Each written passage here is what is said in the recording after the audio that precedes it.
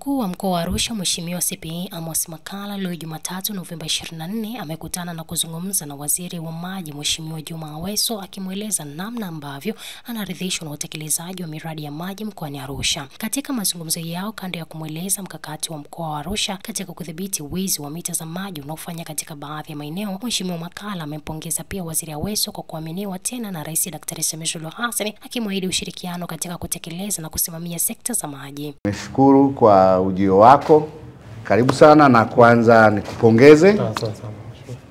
Kupongeze kwa uteuzi na imani kubwa alionao Mheshimiwa Rais kwa kukuteua tena kuwa waziri wa maji. Ni wazi kwamba kazi zako ndo zimekufanya uendelee kuaminiwa, na hakika uhodari wako, ubunifu wako, uchapakazi ndo umemshawishi Mheshimiwa Rais kuendelea kukuamini. Na sisi kama wadau ambao tunazunguka katika maeneo mbalimbali katika mikoa 6 tunaona kazi nzuri inayofanywa na Wizara ya Maji. Na miezi mitatu iliyopita nilikuwa katibu mwenezi kwa mwaka 1.5. Nimeona kazi na ushirikiano uliotoa kwa Chama cha Mapinduzi. Kwa hiyo tukupongeze. Na hata hapa kazi nyingi, miradi mingi ya maji inafanywa vijijini na mjini.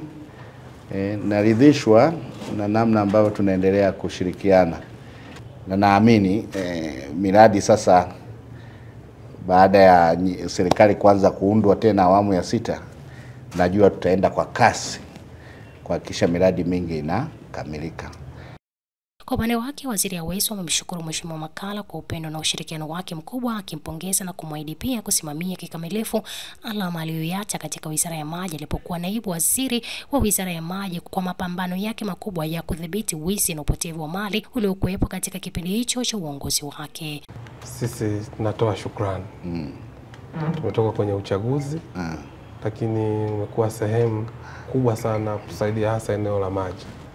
Tutokea na changamoto, ulitoka ukaenda kusimamia watu wanapata huduma ya maji safi na salama. Tunakushukuru.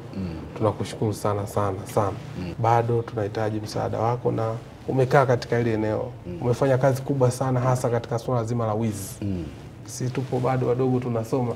Mimi nimekufahamu siku yani ni legacy kubwa sana. Kwa kweli ili watu waweze kulizungumza, kwa mfano unaweza kumuuliza mtu wa mamlaka hapa anakuambia maji 50% yanapotea.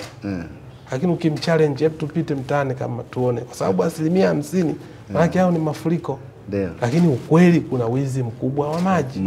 Lakini kwa kweli kazi ile umeifanya na itabaki legacy katika wizara yetu ya maji. Kwa kweli ni jambo ambalo tunatakiwa tulisimamie kidete sana. Kwa mfano sasa hivi kumeanza kuibuka wizi wa mita za maji.